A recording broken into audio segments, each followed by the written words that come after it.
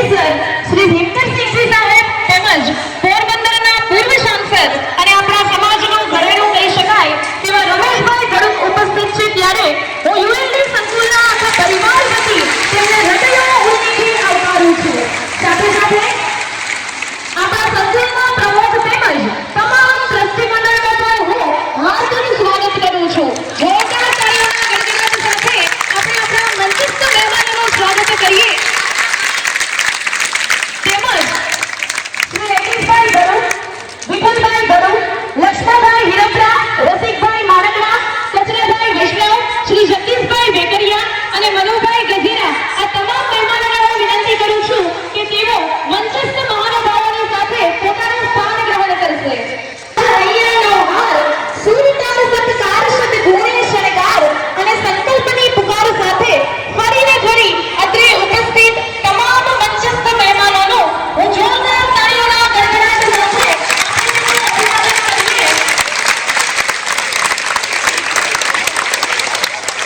આમ જોવા જઈએ તો સન્માન એ શ્રદ્ધાનું પ્રતીક છે.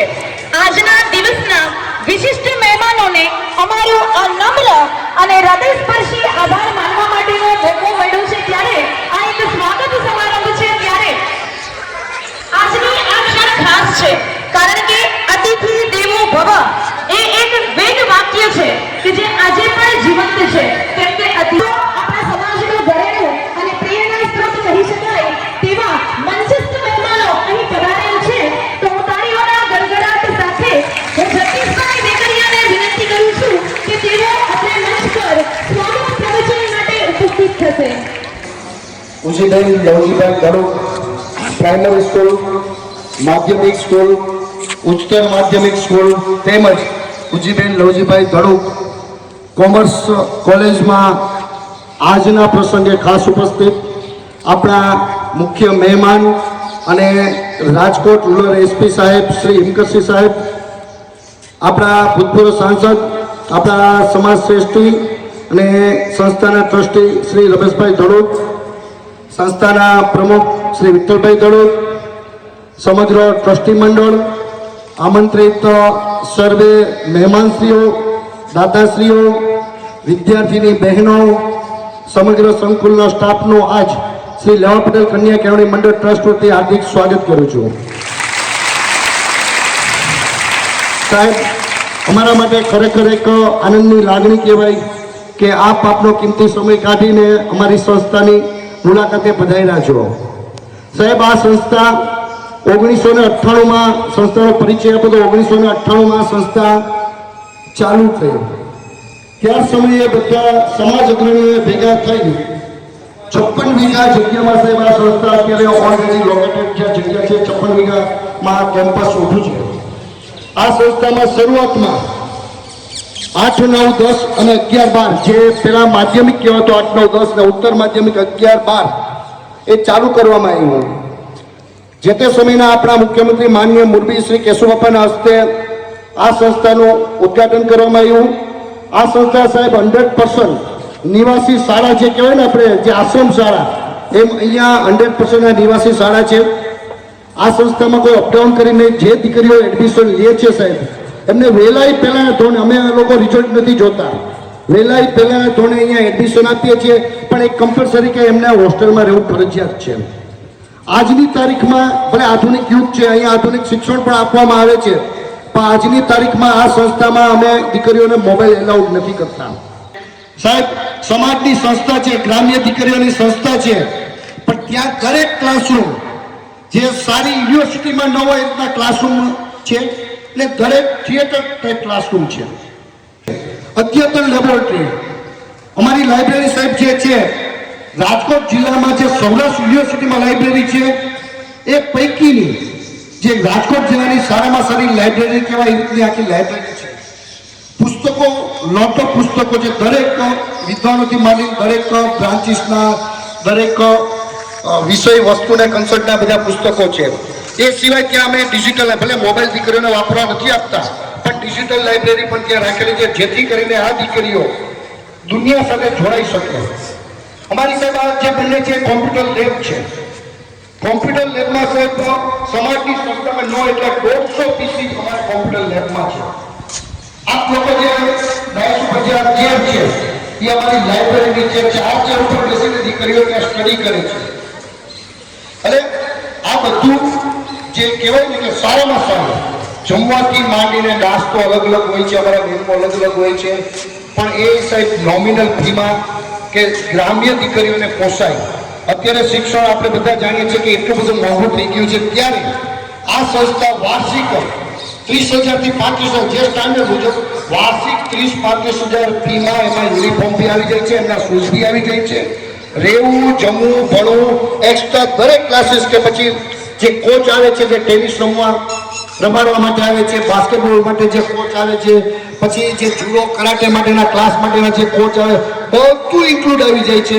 એવી નોમિનલ ફીમાં સમાજના દાતાશ્રીઓના સહયોગથી, સમાજના વડીલોની મહેનતથી ને દરેક અહીંયા જે ટ્રસ્ટીઓ છે દરેક પોતાની એક ફરજના ભાગરૂપે અહીંયા આવે છે કે ભાઈ આ મારી સંસ્થા છે તો મારે એના માટે કંઈક કરવું જોઈએ. એ ફરજના ભાગરૂપે અહીંયા સેવા આપે છે અને દાતાશ્રીઓ ટ્રસ્ટીઓ પર વિશ્વાસ મૂકીને આવવા મોટા બિલ્ડિંગ છે બને છે. અમારો 45 કરોડનો પ્રોજેક્ટ છે બાજુમાં બને. તો આ દરેક દાતાશ્રીઓ સમાજના અગ્રણીઓ આ ટ્રસ્ટીઓ જે બેઠા છે એમની પર વિશ્વાસ રાખીને સરસ મજાની રાજકોટ જિલ્લાની એક સારામાં સારી સંસ્થા ચલાવીએ છીએ. અને ભવિષ્યમાં પણ આનાથી જે નવું અમારા પ્રમુખ છે વિઠ્ઠલભાઈ છે, રમેશભાઈ છે, એ એબ્રોડ છે તો કંઈક વિચાર કે ભાઈ આપણી દીકરીઓ માટે આવું કંઈક કરીએ, આપણી દીકરીઓ માટે અહીંયા કરીએ કે ભાઈ છારોડી ગુરુકુળમાં આ વસ્તુ છે તો આપણામાં કેમ ન હોય. SGVP જે અમદાવાદ સંસ્થા છે ત્યાં છે તો આપણામાં કેમ ન હોય. મારવાડી યુનિવર્સિટીમાં આ વસ્તુ છે, સૌરાષ્ટ્ર યુનિવર્સિટીમાં આ વસ્તુ છે, કે અમદાવાદની અધર કોલેજીસમાં આ વસ્તુ છે, ગુજરાતની બીજીમાં, તો આપણા કરમસદ આ રીતની છે તો આપણે કેમ ન હોય એ બધું અહીંયા પ્રોવાઈડ કરીએ છીએ. સાવ નોમિનલ ફી. આ સંસ્થા કોઈ નફા માટે નથી, સમાજની સંસ્થા જે જરૂર પડે ત્યારે સમાજ આગળ તેલ નાખીને ભેગું કરીને આ ચલાવીએ છીએ. બસ આ જ એક સંસ્થાનો પરિચય આપવા માટે આપશ્રીના ધ્યાને રહીએ એ માટે ખાસ ફરીથી આપ સર્વનું હાર્દિક સ્વાગત છે. અસ્તુ. જય હિન્દ, જય ભારત, જય જગત. ખૂબ જ સરસ આપણા સંકુલની આછેરી ઝલક આપવા માટે શ્રી જગદીશભાઈ વેકરિયાનો ખૂબ ખૂબ આભાર. આપ આવ્યા ને આમ આંગણા પાવન થઈ ગયા, આપ આવ્યા ને આમ આંગણા પાવન થઈ ગયા, આપ આવ્યા ને આમ બારણા તોરણ થઈ ગયા. આપણા પ્રેરણા સ્ત્રોત કહી શકાય તેવા રૂરલ એસપી શ્રી માનનીય શ્રી વિક્રમસિંહજી સાહેબ ઉપસ્થિત છે, ત્યારે હું પુષ્પહાર, ખેસ અને પાક દ્વારા સમગ્ર ટ્રસ્ટી મંડળને વિનંતી કરું છું કે તેઓના સ્વાગત અર્થે મંચ ઉપર ઉપસ્થિત થશે. જોરદાર તાળીઓના ગડગડાટ સાથે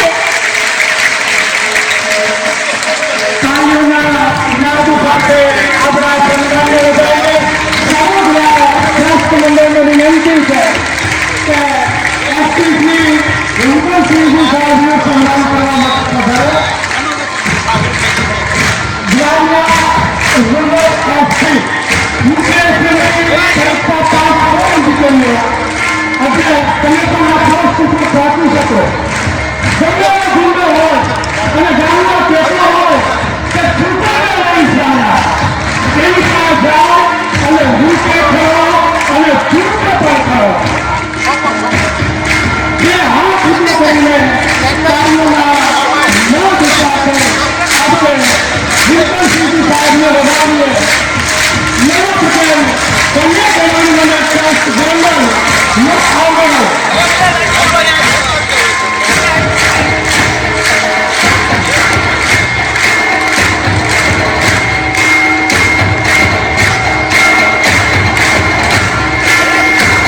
રાહબર અને માર્ગદર્શક જેને કહી શકાય, અને આપણા સમાજનું એક ગૌરવવંતું નામ એટલે પોરબંદર વિસ્તારના પૂર્વ સાંસદ શ્રી રમેશભાઈ ધોળક સાહેબ, એનું સન્માન કરવા માટે સમગ્ર ટ્રસ્ટ મંડળને હું વિનંતી કરીશ કે આવો આપ શ્રી રમેશભાઈ ધોળક સાહેબનું સન્માન માટે આપણે સૌ ઉપસ્થિત થઈએ. તાળીઓના નાદ સાથે આપણે રમેશભાઈ ધોળક સાહેબને વધાવીએ.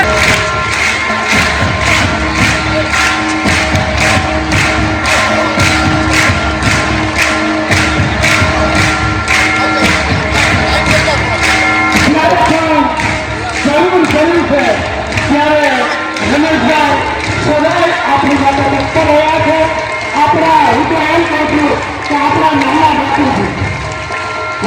તાળીઓના નાદથી પૂજા કરી. આજે અહીંયા મને આમંત્રિત કર્યા શ્રી રમેશભાઈ ધડકનો ખૂબ ખૂબ આભાર માનું છું. અહીંયા ઉપસ્થિત તમામ મહાનુભાવશ્રીઓ, અગ્રણીશ્રીઓ, ટ્રસ્ટીશ્રીઓ અને અહીંયા જે જોશથી ભરેલા 1300 જેટલા ગર્લ સ્ટુડન્ટ્સ,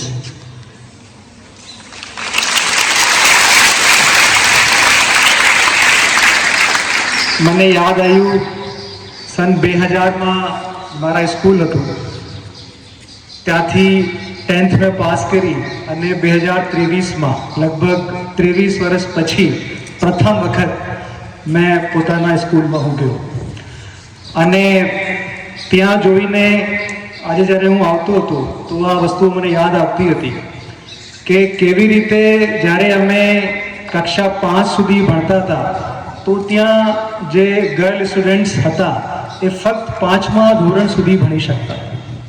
પછી અમે થોડા મોટા થયા કે 3rd 4th સ્ટેન્ડર્ડમાં પહોંચ્યા તો ખબર પડી કે હવે જે ગર્લ સ્ટુડન્ટ છે હવે 8મા ધોરણ સુધી ભણી શકે છે. વિચારતા હતા કે ખબર નહીં કેમ 8મા ધોરણ સુધી, અત્યારે ફક્ત પહેલાં તો 5મા ધોરણ સુધી હતું, અત્યારે 8મા ધોરણ સુધી જ ફક્ત આપે છે.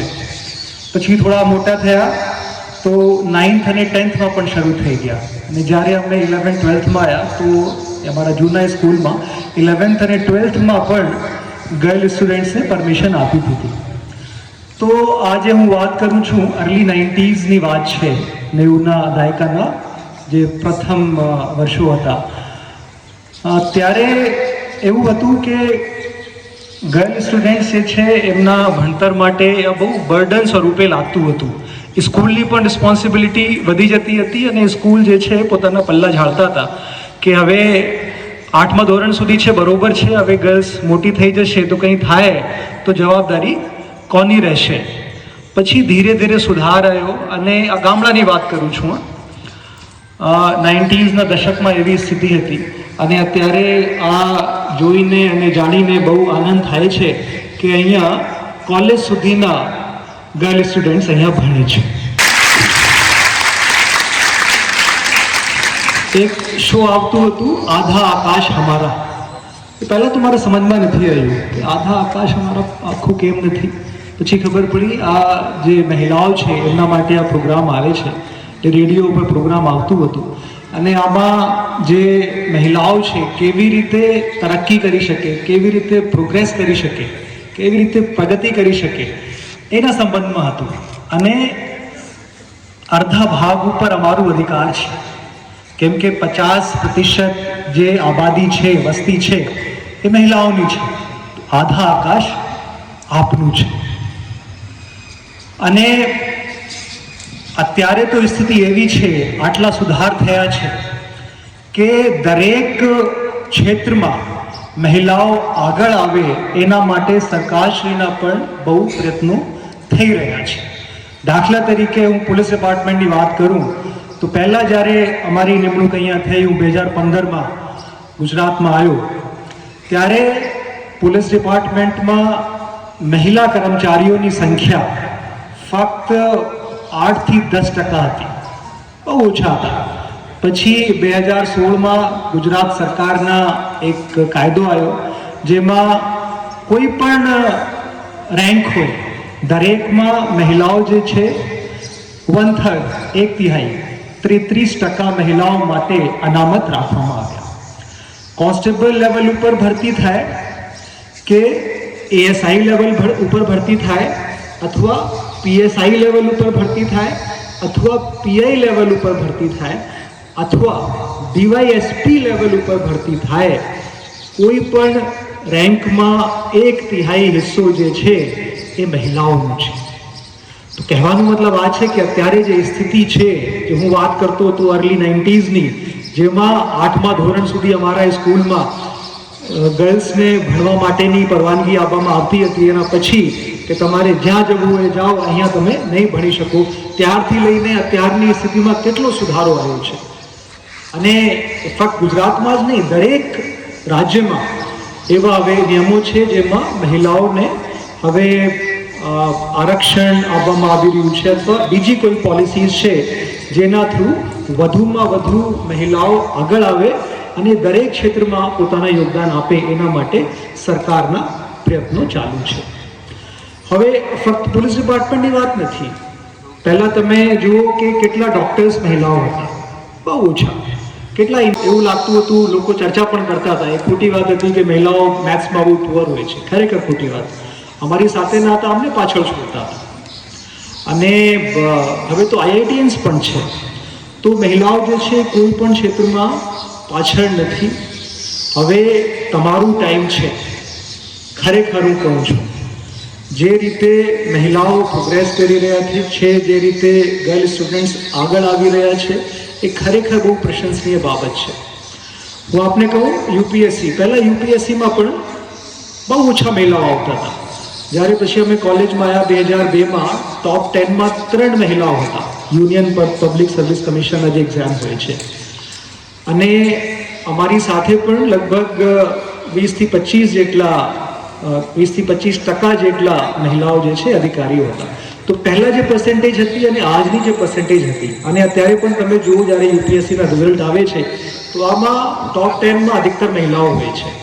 તો કહેવાનો મતલબ આ છે, આ જે ટાઈમ છે આપનો ટાઈમ છે.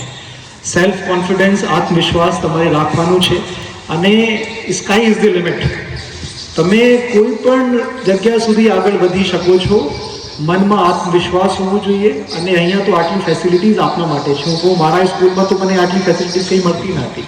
હું રમેશભાઈ ધડુક અને એમની આખી ટીમના ખૂબ ખૂબ ધન્યવાદ એમને આપું છું કે ખરેખર આટલી સારી સુવિધાઓ, ટેનિસ છે કે બાસ્કેટબોલ છે, અને આટલી સારી રહેવા માટેની વ્યવસ્થાઓ એ તમામ કરવામાં આવેલી છે. જ્યારે અમારી વાત કરીએ તો હું મેન્શન કરું કે 2 પિલર્સ હતા, અને હું પ્રથમ ધોરણથી ત્યાં ભણતો હતો. અને આ પિલર્સ શા માટે ગ્રાઉન્ડમાં છે હું પૂછતો હતો. દરેકને પૂછું કે આ પિલર્સ જે છે વચ્ચે શા માટે આ ઉભેલા છે, મને ખબર નથી પડતી. અને જેનાથી પૂછું એ પણ કહે કે અમને પણ કંઈ ખબર નથી. તો અમે પકડીને ગોળ ગોળ એને ઘૂમતા હતા જ્યારે નાના અમે હતા ત્યારે. પછી 7મા ધોરણમાં જ્યારે સ્કૂલ પૂરું થયો તો હું ત્યાંથી નીકળતો હતો એ પિલર્સના સામેથી. તો મેં જોયું કે ત્યાં વોલીબોલના નેટ બાંધેલું છે, અને લોકો જે છે વોલીબોલ રમી રહ્યા છે. કોઈ બહારની કોઈ ટીમ આવી, અને ત્યારે પછી અમારી લોકલ ટીમ અને જે બહારની સ્કૂલની ટીમ હતી એના વચ્ચે પછી આ મેચ થયું. ત્યારે અમે 7 વર્ષ પછી તો ખબર પડી કે આ જે પિલર્સ છે આ શા માટે છે. તો શું લેવલ ત્યારે હતું અને અત્યારે શું લેવલ છે તમે વિચારી શકો છો.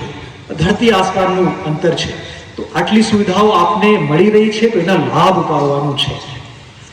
અને ક્યારેય જ એવું નહીં માનવાનું કે તમારામાં કંઈ ઘટે છે. કોઈમાં કંઈ ઘટતું નથી. હું ગ્રામીણ ક્ષેત્રથી આવેલો છું. હું યુપીએસસી પાસ કરી શકું છું એવા સ્કૂલમાં ભણીને જ્યાં એવી સુવિધાઓ કંઈ હતી જ નહીં. તો તમે તો મારાથી કંઈ આગળ જઈ શકો છો. તમારા બહુ પોટેન્શિયલ છે. ફક્ત અને ફક્ત આત્મવિશ્વાસ તમારામાં હોવું જોઈએ. અને શું કરવાના છો, અને જે ફિલ્ડમાં તમે જવાના છો એ ફિલ્ડના અમુક માણસો સાથે તમારા સીધા સંપર્ક. સપોઝ કોઈ ડૉક્ટર બનવાના છે, ઘણા બધા ડૉક્ટર્સ છે, કેમ તમે જઈને નથી મળી શકતા. કોઈ એન્જિનિયર બનવા ઈચ્છે છે, કેટલા બધા એન્જિનિયર્સ છે. આ રોડ બને છે, અહીંયા પણ સિવિલ એન્જિનિયર્સ થશે, જે પણ આ ફિલ્ડમાં જવા માંગતા હોય. વધુમાં વધુ કંઈ જવું પડે તો રાજકોટ સુધી જવું પડે. તો કોઈ પણ ફિલ્ડમાં યુપીએસસીમાં જવાનું છે, કલેક્ટર સાહેબને મળવાનું છે, મને મળવાનું છે, કોઈને પોલીસમાં જવાનું છે, તો સંબંધિત વિભાગના જે લોકો છે એમની સાથે તમારી એક મુલાકાત થઈ જાય તો તમને ખબર પડે કે રિક્વાયરમેન્ટ શું છે, તમારી તૈયારી શું થવી જોઈએ. તો એવા સંબંધિત વિભાગના માણસોને મળીને પણ તમને ઉચિત માર્ગદર્શન મળી શકે છે, અને તમે તમારા ફ્યુચર માટે એક સારી રીતે અને બેટર વેમાં તમે તૈયાર થઈ શકો છો. કોઈને પણ પોલીસ ડિપાર્ટમેન્ટ ફાવતું હોય, મારી પાસે આવવાનું હોય, ચર્ચા કરવાની હોય ઇન્ડિવિજ્યુઅલી પણ, તો પણ આપનું ખૂબ ખૂબ સ્વાગત છે. આપ કોઈ પણ વખતે રજાના દિવસો સિવાય મારા ઓફિસમાં આવીને મને મળી શકો છો. કોઈને ફોન ઉપર પણ ગાઈડન્સની જરૂર હોય તો ફોન ઉપર પણ ગાઈડન્સ લઈ શકો છો. આજે પણ એક યુપીએસસીની તૈયારી કરવાવાળા એક યંગ છોકરો હતો, એ મારા ઓફિસમાં આવ્યા હતા. તો અત્યારે જે સ્થિતિ છે આ બહુ ચેન્જ થઈ ગઈ છે. અમારા ટાઈમમાં તો મને યાદ નથી હું કોઈ પણ ઓફિસરથી ક્યારે મળ્યો અથવા કોઈ ઓફિસર અમારા સ્કૂલમાં ક્યારેય જ આવ્યો હોય એવું કંઈ બન્યું નહીં. કેમ કે પહેલાં જે સ્થિતિ હતી બહુ જે સરકારી અધિકારીઓ છે અને આમ લોકો છે ઘણી બધી દૂરીઓ હતી. હવે આ દૂરી જે છે મટી ગઈ છે અને હવે બહુ ઇઝી કમ્યુનિકેશન પણ થઈ ગયા છે. પહેલાં રોડ રસ્તા પણ ખરાબ હતા, અવાગમનના સાધનો પણ ઓછા હતા, તો લોકો ઓછા આવતા હતા. હવે તો કોઈ પણ વ્યક્તિ કોઈ પણ જગ્યાએ બહુ આરામથી જઈ શકે છે અને અધિકારીઓ પણ એક્સેસિબલ છે. એવું કોઈ પણ સમય બનતું નથી કે કોઈ મારા ઓફિસમાં મને મળવા માટે આવ્યા હોય અને હું એમનાથી મુલાકાત નહીં કરી શક્યો હું. આમાં ફરજિયાત કરવી જ પડે અને મારી નેચર એવી છે કે કોઈ પણ વ્યક્તિ આવી જાય મને મળવા વગર જતા રહે તો મને ખરાબ લાગે છે. તો આપનું ખૂબ ખૂબ સ્વાગત છે. કોઈ પણ વખતે આપ મારા ઓફિસમાં પણ આવી શકો છો. તમને કોઈ બીજા રેન્ક પસંદ છે પોલીસ ડિપાર્ટમેન્ટમાં કે બીજા ડિપાર્ટમેન્ટમાં, મારા પીઆઈશ્રી અહીંયા ઉપસ્થિત છે, ડીવાયએસપી શ્રી પણ અહીંયા બેસે છે, એમને પણ મળી શકો છો. અહીંયા મામલતદાર શ્રી, એસડીએમ શ્રીની કચેરીઓ છે, વિવિધ એન્જિનિયર્સની કચેરીઓ છે, ત્યાં પણ જઈને અધિકારીઓ સાથે મળી શકો છો. અથવા પ્રાઇવેટ સેક્ટરમાં કોઈ જોબ કરવાની હોય તો પ્રાઇવેટ સેક્ટરવાળા પણ ઘણા બધા લોકો અહીંયા ગોંડલ આજુબાજુમાં અથવા રાજકોટમાં ઉપલબ્ધ છે. તો અહીંયા જે ટ્રસ્ટીશ્રીઓ છે એમને પણ હું કહેવા માગું છું, આહ્વાન કરું છું કે વિદ્યાર્થીઓને જેટલા વધારે એક્સપોઝર મળે આઉટસાઇડ વર્લ્ડનું આટલું સારું છે. એમના અલગ અલગ વિભાગોમાં, અલગ અલગ સરકારી કચેરીઓમાં, અલગ અલગ ઇન્ડસ્ટ્રીઝમાં એમની વિઝિટ થાય જેથી કરીને આ લોકોના એક્સપોઝર છે વધે, જ્ઞાન વધે. તો આ લોકો માટે પોતાના જે ફ્યુચર કરિયર છે એ સિલેક્ટ કરવામાં પણ ઘણી મદદ આમાં મળશે.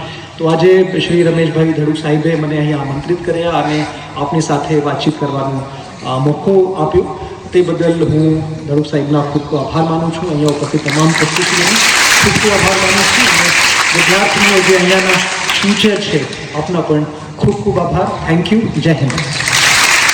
ખૂબ આભાર. ફરી